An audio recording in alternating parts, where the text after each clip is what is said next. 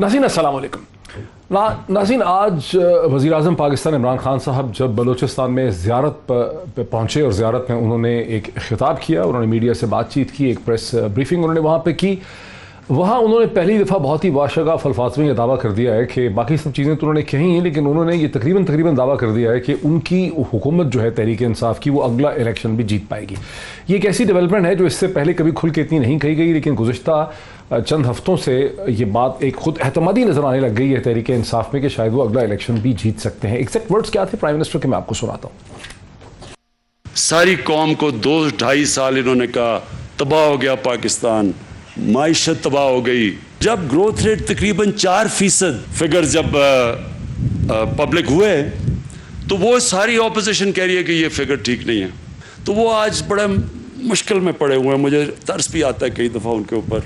वो कभी कहते हैं हम आज गवर्नमेंट गिरा देंगे, 3 महीने कभी देते हैं गवर्नमेंट को, कभी 31 दिसंबर में गवर्नमेंट जाएगी, कभी कुछ हो जाएगा।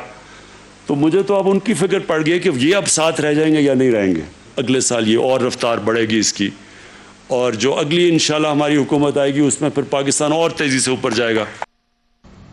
नाज़रीन, इमरान खान का जो टुकड़ा मैंने आपको सुनाया उसमें दो चीज़ें नज़र आती हैं। एक तो ये कि पता नहीं ये साथ रह सकेंगे, वो क्लियरली इशारा कर रहे हैं कि जो फूट पड़ गई है पीडीएम में, जिसमें पीपीपी और एएनपी एक तरफ हैं और पीएमएलएन और मौलाना फजल रहमान एक तरफ हैं, वो उस तरफ इशारा कर रहे हैं। और दूसरी बात, इसको एहतमादी की क्लियरली वो इकनॉमिक परफॉर्मेंस है जिसका डेटा अब आने लग गया है, जिसमें एक हुकूमत क्लेम करती है कि पाकिस्तान की मईशत जो है वो 4% से ग्रो करेगी। जब वो बात कहते हैं कि ये इकट्ठे नहीं है, जब वो एक फूट की तरफ इशारा करते हैं, तो अब से चंद घंटे पहले बिलावल भुट्टो ने जब इस्लामाबाद में अखबारी रिपोर्टरों के साथ वो एक जगह बात कर रहे थे, तो उन्होंने क्या कहा पीडीएम के हवाले से, पीएमएलएन के हवाले से, वो भी बहुत इंटरेस्टिंग है। अदम एतमाद लेकर आएंगे, ना हम बुज़दार साहब को तंग करेंगे, ना हम इमरान खान साहब को तंग करेंगे, तो आपस में गप करने के लिए तो हमने पीडीएम नहीं बनाया। तक उनका कंक्लूजन चलेगा, जब कब उनको पता नहीं होगा कि करना क्या है, हमला कहाँ करना है, कब करना है, तो तब तक वो आपस में बैठते रहे, बात करते रहे। जब वो तैयार कि जो एक्शन प्लान जिसकी वजह से हमने बुनियाद बनाई थी पीडीएम का, जब तक हम उन पॉइंट्स पे वापस नहीं आते हैं, तब तक पाकिस्तान पीपल्स पार्टी क्लियर है, हमारा नजरिया क्लियर है, हमारा मंशूर क्लियर है, हमारा स्ट्रैटेजी क्लियर है, और हम अब अटर स्ट्रैटेजी पे चलता रहेंगे। Thank you. नाज़रीन, एक तो आप ये चीज़ देखें कि वो दिन चले गए जब बिलावल जरदारी भुट्टो को कोई पॉइंट्स दिया करता था या कोई उनको कुछ बताता था या उनका कोई अतालीक होता था। अब आपको बिलावल भुट्टो के अंदर एक ज़ाती तौर पर बहुत खुद एहतमादी नज़र आती है। और यहाँ थोड़ा सा मैं एक्सप्लेन कर दूँ कि वो क्या कह रहे हैं। वो ये कह रहे हैं कि पीएमएलएन के पास कोई हिकमत अमली नहीं है, कोई उनके पास स्ट्रैटेजी नहीं है, ना वो उस्मान बुज़दार के ख़िलाफ़ नो कॉन्फिडेंस वोट लाना चाहते हैं, ना वो प्राइम मिनिस्टर इमरान खान के ख़िलाफ़ कुछ करना चाहते हैं। तो पीडीएम हमने गपशप के लिए तो नहीं बनाई थी, और जब पीएमएलएन में कोई क्लैरिटी होगी तो फिर हम आगे देखेंगे। तो एक तरह से बहुत ही स्ट्रॉन्ग और डिसमिसिव तरीके से उन्होंने पीएमएलएन की तरफ यहाँ पर इशारा किया है, और यही चीज़ जो है वो हुकूमत हमें कहती नज़र आती है। पाकिस्तान के वज़ीर दाखिला जनाब शेख रशीद जो हैं वो क्या कहते हैं पीएमएलएन की अंदरूनी खलफशार और डिसयूनिटी के हवाले से, वो भी सुन लेते हैं। पीडीएम टैं फिश हो चुका है। पीडीएम, मेरा मतलब है, मैंने पहले कहा था नून से शीन निकलेगी, उस वक्त आप लोग मेरा मजाक उड़ाते थे, इसी तरह निकलती है। सिर्फ 2 पार्टियां हैं, ऐसे ही शोर मचा रहे हैं, 2 बाहर हो गई हैं, 2 अंदर हैं। पीडीएम फारिग है बिल्कुल।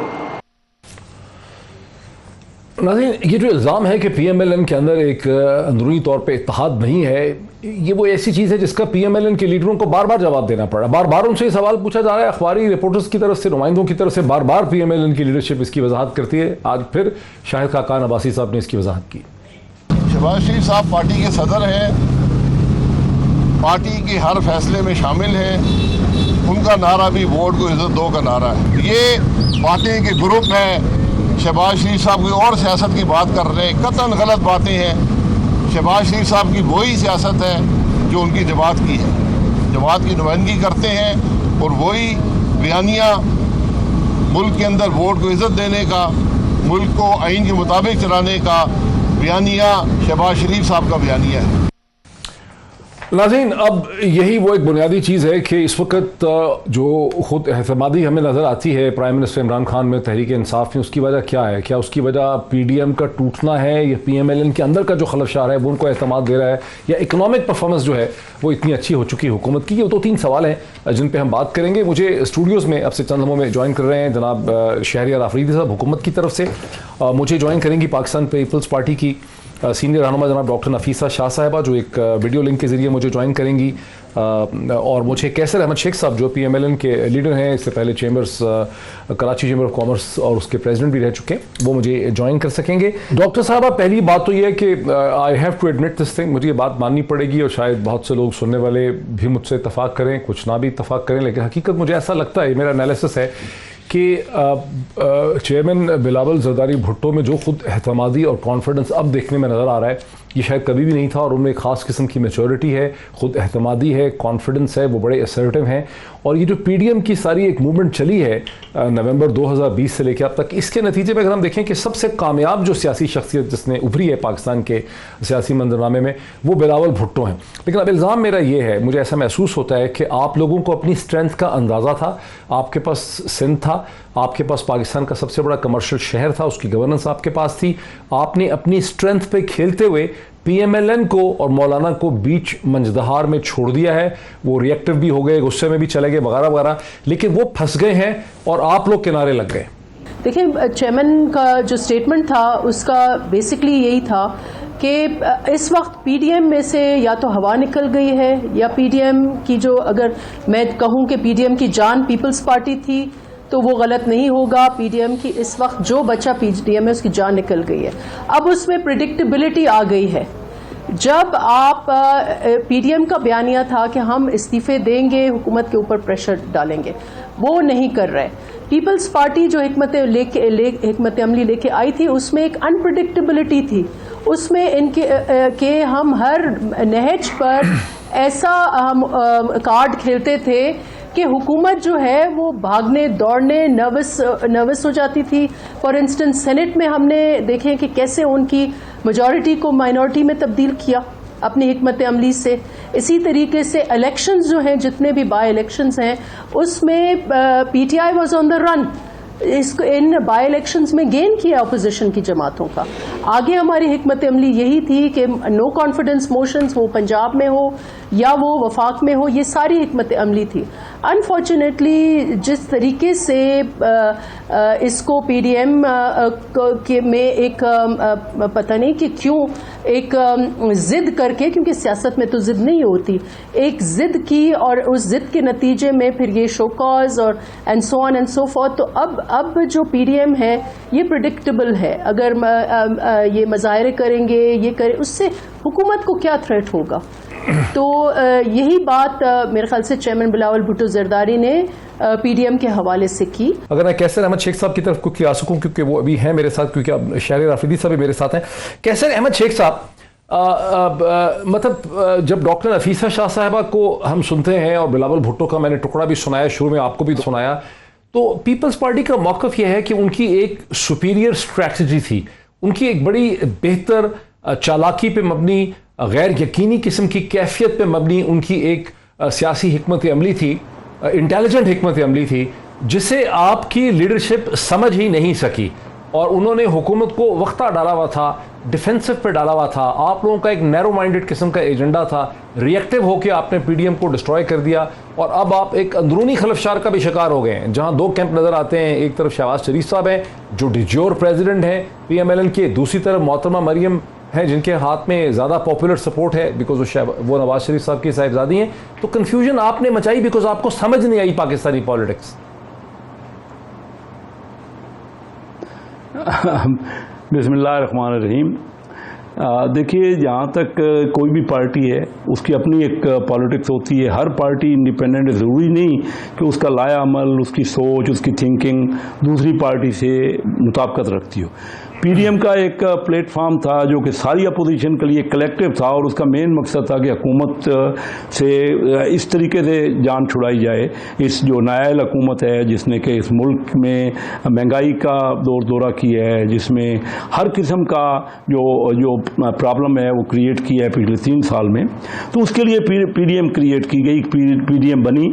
एक अरसे तक वो चली, उसमें क्योंकि नेचुरल है जब जो मुख्तलिफ पार्टीज होती हैं उनका अपना पॉइंट ऑफ व्यू होता है और उसको आप सियासी तौर पे एक दूसरे पे मुताबिक कर ही नहीं सकते।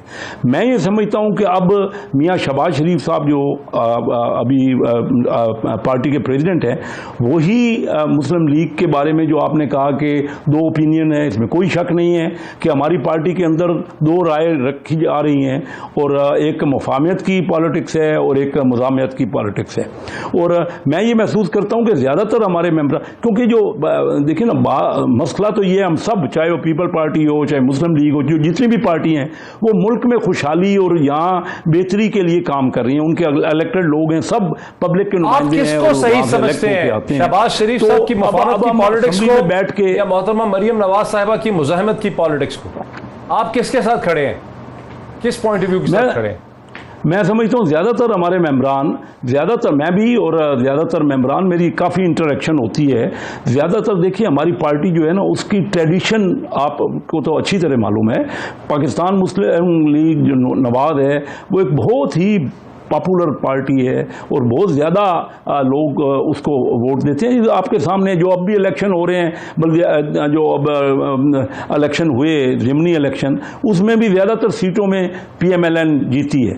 मकसद ये है कि उसका वोट बैंक तो बिल्कुल बरकरार है और है, लेकिन उसमें हमारे यहाँ मैं महसूस करता हूँ कि ज़्यादातर हमारी पार्टी में लोग भी और हमारी पार्टी के जो मुंतखब नुमाइंदे हैं वो ये चाहते हैं कि इन दोनों जो राय है इसमें से जो ऐसा मसला है जहाँ के सारे जो इदारे हैं उनको साथ लेके चला जाए, वो भी इदारे भी अपनी क्रीज से बाहर ना निकलें और हम भी अपनी क्रीज से बाहर ना निकलें। देखिए जब तक मुल्क में ये सारा मामला रहेगा, जब तक हम इख्तलाफ करते रहेंगे, या जो पिछले इलेक्शन में हुआ, बिल्कुल इलेक्शन जिस तरह हुए सबको पता है। मैं अब उसको जो समझ आया कि आप बेसिकली मुफाहमत की प्रैग्मेटिक पॉलिटिक्स में बिलीव करते हैं, का रोल होता है। शहबाज शरीफ साहब भी प्रैग्मेटिक पॉलिटिक्स में बिलीव करते हैं, आप भी प्रैग्मेटिक पॉलिटिक्स में बिलीव करते हैं, तो क्या आप समझते हैं कि फिर पीपल्स पार्टी के साथ दोबारा अप्रोच होनी चाहिए? जो शहबाज शरीफ साहब चाहते हैं कि पीपल्स पार्टी को साथ लेके चला जाए इमरान खान के खिलाफ, आप उस कैंप में?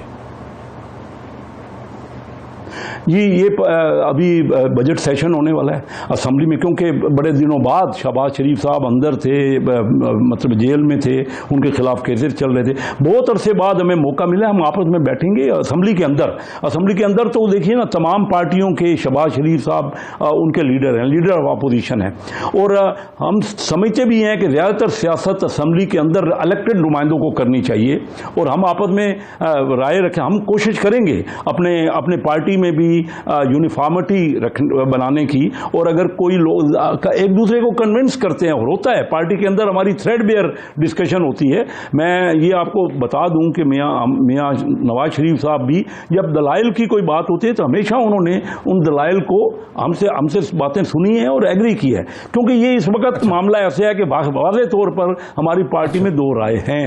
मेरे सवाल का जवाब मुझे नहीं मिला, लेकिन मुझे जरा इसमें शहरियार आफरीदी साहब को लाने दीजिए, मैं फिर आऊंगा। मुझे लगा है कि आप कुछ और तरफ चले गए। जी हाँ, मेरा सवाल तो था कि पीपल्स पार्टी के साथ करना है दोबारा इत्तेहाद के नहीं। अच्छा, शहरियार आफरीदी की तरफ मुझे आने दीजिए। ज़ियारत जब वज़ीर आज़म पहुंचे इमरान खान साहब, तो उन्होंने ऑलमोस्ट कह दिया है कि हम अगला इलेक्शन भी जीतेंगे। ये जो खुद एतमादी पैदा हो गई है तहरीक इंसाफ में, प्राइम मिनिस्टर में, 1-1.5 महीने पहले तक तो इस किस्म की नहीं थी। ये इसलिए पैदा हो गई है कि पीडीएम टूट गई है, पीएमएलएन के अंदर खलफशार है, या इकोनॉमिक डाटा ऐसा आ गया? क्या वजह है कि आपने कहना शुरू कर दिया कि हम अगला इलेक्शन जीतेंगे? बिस्मिल्लाहिर्रहमानिर्रहीम। सबसे पहले आपका शुक्रिया उमैद भाई। सबसे पहले तो हमारे जो एफसी के जवान बलूचिस्तान में शहीद हुए हैं, बहुत कुर्बानियाँ दे चुके हैं और टेंजिबल इनिशिएटिव्स लेने हैं और सबको मिल के साथ, क्योंकि ये पाकिस्तान के बच्चे थे, ये हमारे थे, इसका किसी पार्टी से ताल्लुक़ नहीं था, ये पाकिस्तान के डिफेंडर्स थे। तो जितनी भी मज़म्मत की जाए उतनी कम है, लेकिन प्रैक्टिकल मेजर्स बहुत ज़रूरी हैं और आज प्राइम मिनिस्टर ने भी और चीफ मिनिस्टर बलूचिस्तान ने भी उसका इजहार किया। अब 2-3 तरीके से आप चीज़ों को एनालाइज करते हैं। हमें कहा जाता है सिलेक्टेड। जब हम कहते हैं कि आप 4 हलके, जब हम पीछे माजी में जाते हैं और फिर आते हैं कि 2018 के इलेक्शन में अगर कोई हलका आप खुलवाना चाहें खुलाए, हम ऑफर की भी है जी, हमने शुरू में मेरे प्राइम मिनिस्टर ने ऑफर की, ठीक है, कि जिस हल्के पे शक है जिस खोल दें। अब आते हैं, नहीं तो किसी ने नहीं, एक सेकंड, किसी ने लबैक नहीं किया, किसी ने नहीं। ये तरह ऑन रिकॉर्ड बता दें, प्राइम मिनिस्टर ने ऑफर की थी। मेरे प्राइम मिनिस्टर इमरान खान ने 2018 के बाद ओपनली कहा कि जिस हलके पे कोई आपको डाउट है हम ओपन करने के लिए तैयार हैं, ठीक है, नंबर 1। तो पीपल्स पार्टी और पीएमएल किसी ने कोई नहीं आया। नंबर 2, हमें कहते हैं नालायक हैं। नालायक ये हैं कि वो जो अपने आप को एशियन टाइगर के स्लोगन 19.2 बिलियन का जो उन्होंने छोड़ा था, what do you call that, current account deficit, वो आज 950 मिलियन सरप्लस है। 10 माह से ज्यादा, 750 मिलियन जो ज्यादा हो गया, 900। अच्छा चल, जो मेरे पास फिगर्स है 950। ठीक।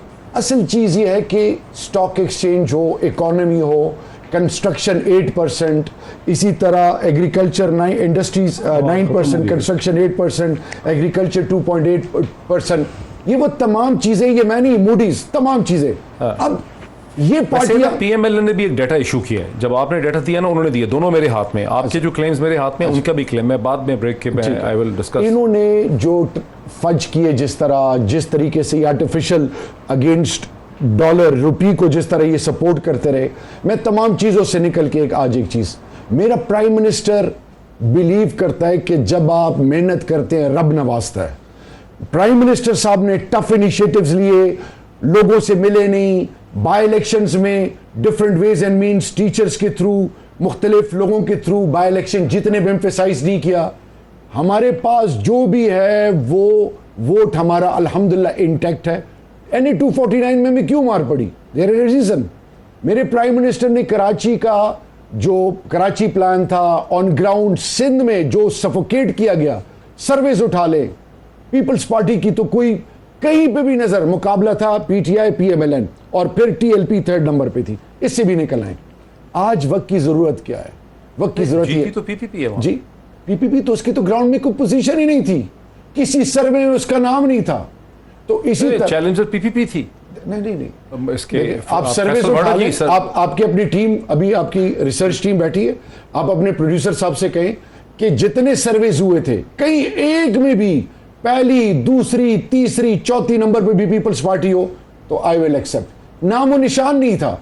इसी तरह मैं आपको बता रहा हूं कि इनका तो वजूद पीपल्स पार्टी का और नून ये पंजाब सेंट्रिक और सिंध सेंट्रिक होती जा रही है। हम जो हारे हैं नौशहरा में, वो क्या वजह थी? लियाकत खटक साहब और परवेज खटक का अपन इंटरनल, आप 2 सूबों में, वो एक सूबे में नहीं। हमने जो JUI PDM के पीक में हमने लोअर कोरम जीता, PDM बनी, PDM F, PDM पाकिस्तान। आज PMLN एक तरफ कह रहे हैं शहबाज शरीफ साहब कि मैं अपने बड़े भाई का पांव पकड़ूंगा, शायद खकान अब्बासी साहब कहते हैं पांव पकड़ने की कोई जरूरत नहीं है, वो कहते हैं मैं मुफाहमत की सियासत करूंगा, शायद खकान अब्बासी, मरियम साहिबा कुछ और कह रही हैं। PMLN के अंदर ये जो दरार है ये खुल के सामने आ गई। एक और चीज, पीपल्स पार्टी, आज पता चल गया कि पीपल्स पार्टी और नून जो अंदर बहुत मतलब आपस में उनकी बॉडी लैंग्वेज, उनकी मूवमेंट, उनका टीम वर्क एग्जेम्पलरी था।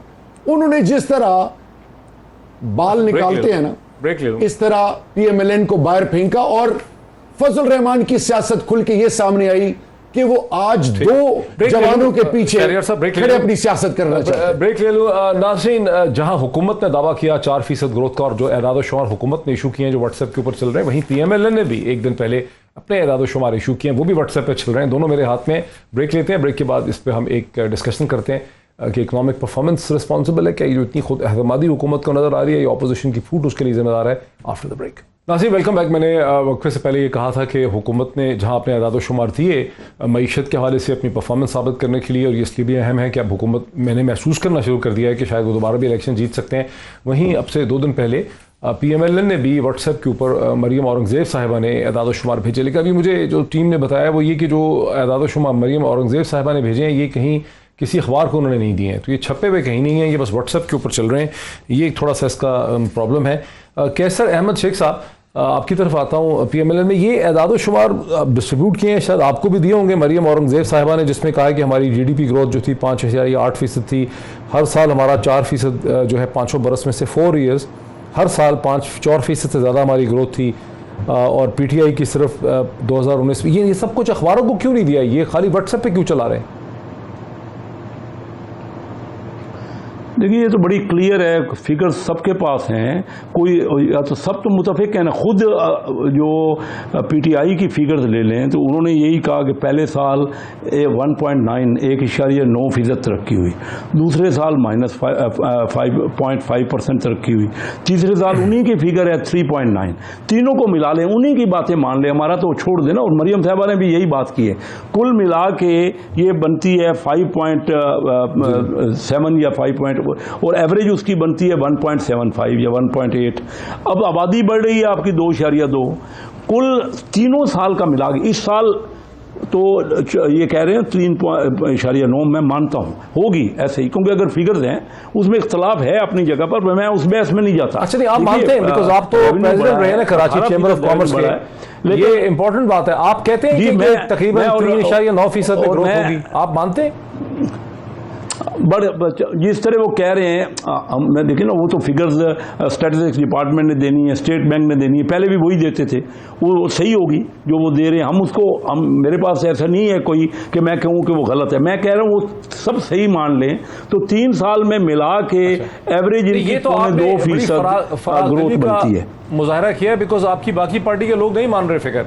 ये तो बड़ी फराखदिली का आप मुजाहरा कर रहे हैं शेख साहब, क्योंकि आपकी बाकी पार्टी के लोग देखिए, मैं तो वो फिगर दे रहा हूँ जो कि हुकूमत डील करते हैं। देखिए ना, थोड़ा सा बात को आगे चलाएं ना, बात को आगे चलाएं कि ये बावजूद इसके ये फिगर भी सब मान रहे हैं कि हमारी टोटल जो GDP थी ना, जब हमने छोड़ा था तो 310 अरब डॉलर थी, आज वो 295। 3 साल बाद, यानी ये बजाय मैं हैरान हूं कि इन्होंने रट्टा किसने इनको समझा दिया है कि ये करंट अकाउंट जो है वो बार बार तो एक ही बात कर रहे हैं ना कि भाई हमारा वो खसारा बेहतर हो गया है। वो मयार नहीं है, ठीक है, मसला वो नहीं है। मसला ये है कि साहब का शहर आफरीदी साहब ये कह रहे हैं कि बात ये है कि आम आदमी को, अगर आम आदमी की आमदनी कम हो गई है, अगर पर कैपिटा आमदन जी हुकूमत की अपने फिगर्स में आम आदमी की जब पर कैपिटा इनकम भी कम हो गई है। शेख सर ये कह रहे हैं, हमारे आफरीदी साहब को मैं आपका क्वेश्चन पुट फॉरवर्ड कर दूं और अपने नाजरीन को भी समझा दूं कि PMLN के रहनुमा जो है शेख साहब, उनका ये कहना है कि PTI वाले हर प्रोग्राम में आके करंट अकाउंट डेफिसिट का जिक्र कर देते हैं। आफरीदी साहब ने भी चंद लम्हे पहले ये कहा कि $950 मिलियन सरप्लस में है। शेख साहब का कहना है कि ये कोई मयार नहीं है मईशत को मैयर करने का। अच्छा, मेरा क्वेश्चन ये है कि जो इतने बड़े टॉल क्लेम्स करते थे PMLN, जितनी इनके ऊपर बोझ था, जो खसारा था, वो खसारा किसने कम किया इस हुकूमत में? इस हुकूमत ने 2 साल 8-9 महीने में, मैं आपको फिगर्स दे रहा हूं, 11 month gross collection 435 billion and net 414 billion, 18% increase हुआ है। और ये जितने भी फिगर्स दे रहा हूं ये मूडीज और सारे वेरीफाइड हैं। अगली चीज, normal GDP is up 14% and currency appreciated 9%। ये मैं नहीं कह रहा। अगली चीज, most important, record refunds 216 billion versus 124 billion. ये आज मैं आपको बता रहा हूं, जो करंट अकाउंट डेफिसिट था वो किसने क्लियर किया? क्या गैर बॉटम लाइन ये, मैं बॉटम लाइन ये देखिए डॉक्टर नफीसा शाह साहब, बॉटम लाइन ये, क्योंकि लोग एदाद शुमार सुन नहीं सकते, लोग प्रोग्राम ही देखना बंद कर देते हैं, उनको लगता है बड़ा बोरिंग हो गया है। डॉक्टर नफीसा शाह साहब, आसान उर्दू ज़ुबान में यह है कि तहरीक इंसाफ को अपनी इकोनॉमिक परफॉर्मेंस पे और आप लोगों की जो फूट पड़ गई है, PDM का ब्रेकडाउन है और PMLN के अंदर की जो लड़ाई है, और उसकी वजह से उनको ये लगता है कि अब ये अगला इलेक्शन भी जीत सकते हैं। इस पर आपका क्या रद्द-ए-अमल? देखिए, मेरा रद्द-ए-अमल ये है कि ये अहमकों की जन्नत में रह रहे हैं। ये हमें इल्ज़ाम दे रहे हैं कि ये सिंध सेंट्रिक है, वो पंजाब सेंट्रिक है। आप तो खला सेंट्रिक है, आप तो ज़मीन पर हैं ही नहीं। मैं इसलिए ये कह रही हूँ कि आप किसी भी बंदे को, हम अपने अपने हलकों में जाते हैं, हम आवाम से राब्ते में हैं। ये और बात है कि इन्होंने कोरोना की आड़ में आवाम से राब्ता ही इनका टूट गया है। लेकिन 2 सूबों में तो इनके पास है ना, रोजमर्रा में पंजाब में इनके पास खासा बड़ा वोट बैंक है। गिलगित बल्तिस्तान देखिए वो वोट बैंक अगर है तो भी बाई इलेक्शंस क्यों लूज कर रहे हैं? वो तो खैर बाई इलेक्शंस, ये बाई इलेक्शंस क्यों लूज कर रहे हैं? ये बाई इलेक्शंस क्यों लूज कर रहे हैं? अगर वोट बैंक है तो बाई इलेक्शंस ये देखिए, ये आपको प्रोवोक कर रहे हैं, ये कह रहे हैं कि आजाद कश्मीर के इलेक्शन जीत लेंगे। मैं आपको नहीं, अच्छा डॉक्टर साहब आप बात मुकम्मल करें। वो ठीक है, वो भी अच्छी फाइट करेंगे। देखिए इशू ये है कि ये करंट अकाउंट डिफिसिट करा, उसकी तस्वीर पढ़ना छोड़ दें। आम लोगों की जिंदगी में उन्होंने क्या फर्क किया? दो चीजें आप मेजर करें।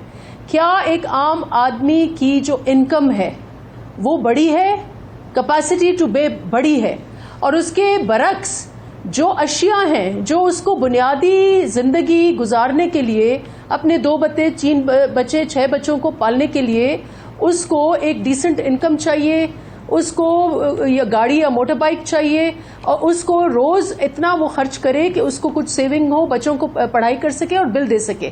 मुझे ये बताएं, ये सारे अखराजात आज के दिन में even ask any middle class family, क्या उनकी इनकम्स बढ़ी हैं? आप मीडिया की इनकम्स ले लें, आधी हो गई हैं इनकम्स, और उनके बरक्स आप उनकी अखराजात देख लें। कभी जिंदगी में ये इतनी खौफजदा बात है, आपका गोश्त कभी 1000 रुपए किलो था। किसी से भी पूछ ले, मजदूर से पूछ ले, और हद तो ये है कि मजदूरों के हकूक पर भी डाका, मजदूर के हकूक पर भी डाका पूछे ना मजदूर। वो देखिए आफरीदी साहब ये कह रहे हैं कि डिस्ट्रिक्ट प्राइस कमेटीज तो 18वीं तरमीम के बाद सूबों के पास आती है। ये गोश्त की, अंडे की, सब्जी की जो कीमतें हैं ये आपके, ये सूबों की जिम्मेदारी है। वो ये कह रहे हैं कि अच्छा कैपिटल में तो ठीक कर दें, कैपिटल में तो ठीक कर दें, कैपिटल में तो ठीक कर दें। और ये जो एक आपका जो पुश फैक्टर है इन्फ्लेशन का, जिसमें तेल की कीमतें हैं, जिसमें बिजली के बिल हैं। आप जब पीपल्स पार्टी ने हुकूमत छोड़ी थी 5 रुपए फी यूनिट था बिल, अभी ये 20 रुपए पर यूनिट। मुझे बताएं कौन सा कारोबार चलेगा, कौन सा कमर्शियल एंटरप्राइज चलेगा? और मजदूरों के साथ जो उन्होंने फ्रॉड किया, ये बारी तो है कैसर शेख साहब की, लेकिन आप अपार्टमेंट पाकिस्तान पीपल्स पार्टी 2000 अपार्टमेंट 2000 मुझे ये पॉइंट फिनिश करने दें। 2000 अपार्टमेंट्स पीपल्स पार्टी के दौर में शुरू हुए, अभी जाके उन्होंने इफ्तिताह की चाबियां बांटी, 26 लाख का एक उन्होंने बेचा है। ये हाल है, ये मुफ्त जाने थे। ये औरों की स्कीमों पर जाकर ये पीते काटते हैं। अच्छा, और एक करंट अकाउंट का ढंढोरा पीट के ये जवाब देना चाह रहे हैं, है कुछ नहीं। बेकरार है, जवाब देना चाह रहे हैं नफीसा, आपका बेकरार है ये बेकरार है। जवाब आपका बहुत प्यारी बहन है। इन्होंने फीकस आमदन 1361 से बढ़कर 1543, यानी जो 13% इजाफा है। इन्होंने कहा आम आदमी को क्या फायदा है? 62% ट्रैक्टर सेल इंक्रीज हुई है, 62%, 54% कार्स यानी व्हीकल्स इंक्रीज हुई हैं, 34% बाइक्स। ये मैं एक आम अदाद शुमार के मुताबिक। इन्होंने कहा कि जी हम पीते काट रहे हैं, 1,75,00,000 खानदानों के लिए 12,000 एहसास। ये आज भी बेनजीर इनकम स्कीम। खुदा के लिए आज रियासत आपसे कह रही है कि 18th अमेंडमेंट कानून है Benazir, criminal justice system, judicial reforms, तमाम चीज़ों पे, इंस्टीट्यूशनल रिफॉर्म्स पे आपसे बात करते हैं। जब हम आपसे बात करने के लिए बैठते हैं, फिर जब हम कहते हैं कि गंदम सिंध ने क्यों नहीं खरीदी, गंदम की बोरियों में मट्टी और रेत क्यों है, जब हम आपसे कहते हैं कि लाड़काना में या कुत्ते के काटने से जो लोग मर रहे हैं, जो आपकी प्रोविंशियल जो टीम है, हेल्थ टीम, वो प्रायर तमाम चीज़ें क्यों नहीं करती? जब बख्तरबंद गाड़ियों में जब जो लॉ इन्फोर्सिंग एजेंसीज के जवान बैठे हों और उनको गोलियां अंदर लगती हैं और पता चल जाए कि इसमें किक बैग्स हैं, ये जो करप्शन का बाजार गर्म है, हम इनको कहते हैं कि खुदा के लिए आज एक स्टेप आगे हैं, for the sake of the people of Pakistan, for the sake of the people of Sindh. अब वफाक अपना रोल प्ले कर रहा है। Provincial government is not quick response before the break. Sheikh साहब जी, शेख साहब जी, मैं आपको बताऊं, ये आपका जो प्रोग्राम होता है ना, ये सब देखते हैं। हमें जो फिगर्स देनी चाहिए ना, वो रियलिस्टिक बात, ये हमारे यंगस्टर देख रहे हैं, वो जब बजाय कि वो एजुकेट हों, गलत फिगर दे के। इस साल अगर जैसे आप कह रहे हैं कि आमदनी बढ़ी है, तो कुल जब हमने छोड़ी थी उससे 3 सालों में कम हो गया फीसद। और ये कोई फिगर का फर्क कल हुकूमत की कल अपनी जो उन्होंने स्टैटिस्टिक शाया किया है कि उनका सर्वे ये है कि 16.5% हाउस होल्ड वो उनके पास फूड सिक्योरिटी खाने पीने का मामलात में तकलीफ है, इंतहाई तकलीफ है। अब 4.25 करोड़ बंदा बनता है जिसको खाने पीने का मसला हो गया। देखिए ये जो कारें और मोटरसाइकिल ये कोई कितने आप 22 करोड़ लोगों की बात कर रहे हैं, इसमें कोई शक नहीं। मैं बिजनेसमैन आपको कहूँ, बड़े बिजनेस को 9.6% बड़ा बिजनेस बड़ा है, बड़ी इंडस्ट्री बड़ी है। आम आदमी SME दरमियाना और छोटा ताजिर आम लोग और जो तनख्वाहदार तबका है, तनख्वाहदार की तनख्वाह तो बड़ी नहीं और महंगाई हो गई। कोई जब से आए हैं हर चीज़ में आपने फूड में देखा सबसे ज़्यादा महंगाई तो फूड में है। तो बताएं कि ये तो आम रियलिटी है ना। जब हम अपने हलकों में जाते हैं तो सारी हर एक को पता है। और ये क्या इन्होंने किसी हल्के में जीतना है इनका तो शेख साहब एक ब्रेक ले लूं, रास्ता ही नहीं है। हाँ, तो ये जो बात ब्रेक ले लूं, मैं समझ भी कर दूं कि हुकूमत का मौक़िफ़ ये है कि सीमेंट ज़्यादा बिक रहा है, स्टील ज़्यादा बिक रहा है, ट्रैक्टर बिक रहा है, मोटरसाइकिल बिक रहा है, कार बिक रही है, घर बन रहे हैं। सर मैं ब्रेक ले लूं, मैं सर समझ कर रहा हूं, जबकि ऑपोजिशन का मौक़िफ़ ये है कि ये तो एक अपर सेगमेंट है इकोनॉमी का, जो आम आदमी है उसकी मुश्किलात में बहुत ज़्यादा इजाफा है। हुकूमत ये समझती है कि जहां महंगाई बढ़ी है वह लोगों की खर्च करने की सलाहियत भी बढ़ी है। ऑपोजिशन ये समझती है कि ऐसा नहीं हुआ है। इस पर मजीद बात करते हैं एक ब्रेक के बाद।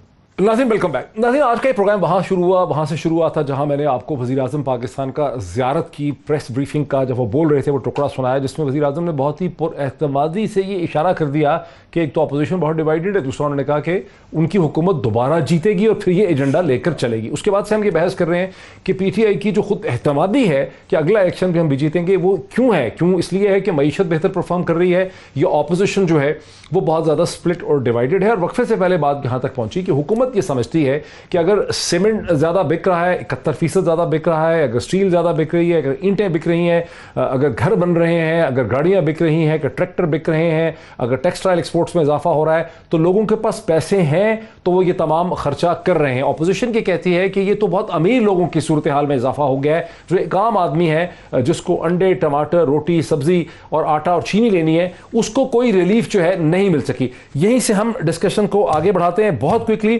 शेख साहब आपको वक्त कम मिला था, आप क्विकली भी बात मुकम्मल करें फिर हम आगे चलते हैं। जी देखिए ना, बात बड़ी क्लियर है। जैसे आपने कहा, देखना तो ये है कि आम आदमी को ओवरऑल पूरे मुल्क की कुल आमदनी भी मिले, इसमें कोई शक नहीं है, दो राय नहीं है। ये आप पूछ लें PTI से भी कि हमारी टोटल मुल्क की आमदनी कम होगी। अब अगर उसकी तकसीम ऐसी है कि अमीर आदमी को ज़्यादा मिल रहा है और जो दरमियाना और छोटा तबका है उसको बिल्कुल नहीं मिला, ना उसको रोज़गार है।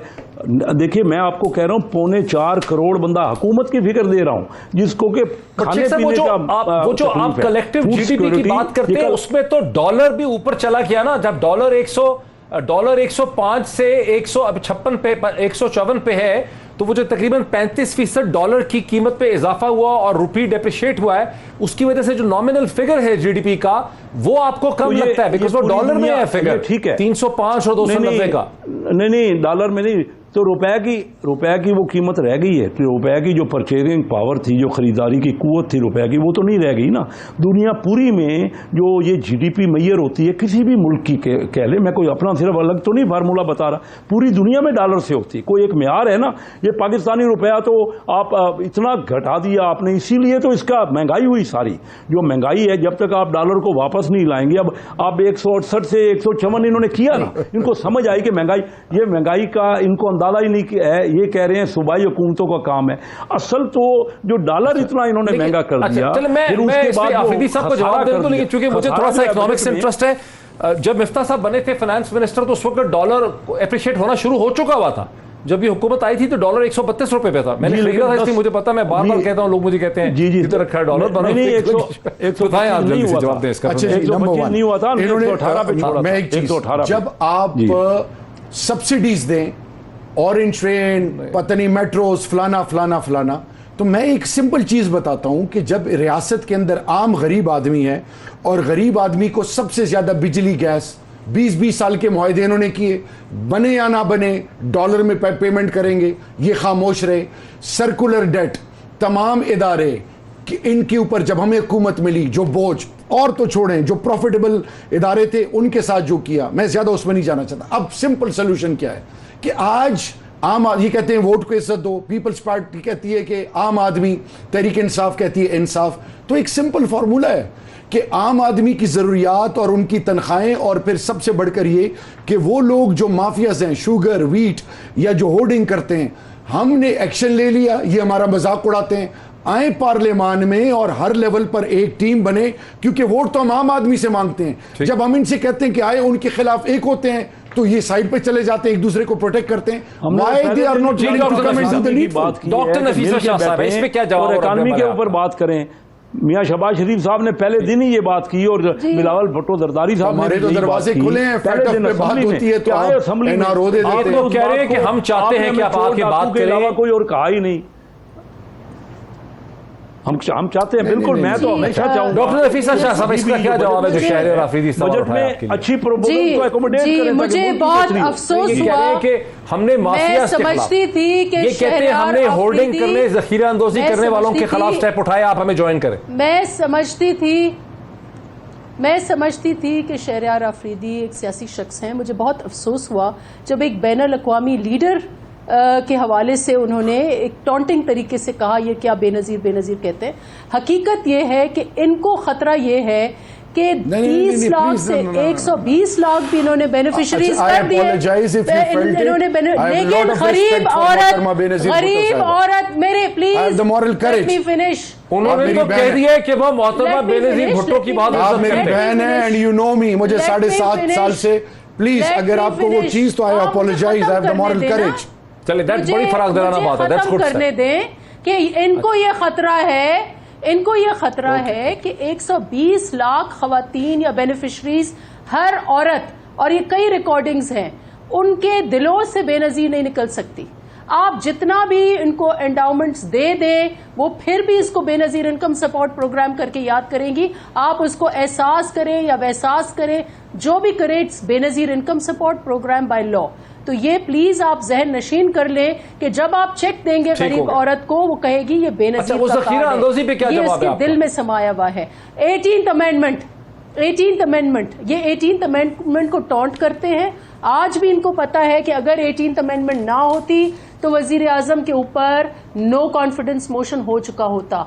अगर 18th अमेंडमेंट ना होती तो इनका जो मनी बिल है, जो इनको बड़ा नाज है मईशत के ऊपर, ये मनी बिल पास नहीं होगा। अगर 18th अमेंडमेंट खुदा न खास्ता नहीं होती तो ये मैं समझती हूँ ये 2.5 साल पता नहीं ये ना चल सकते। 18th अमेंडमेंट ने इनको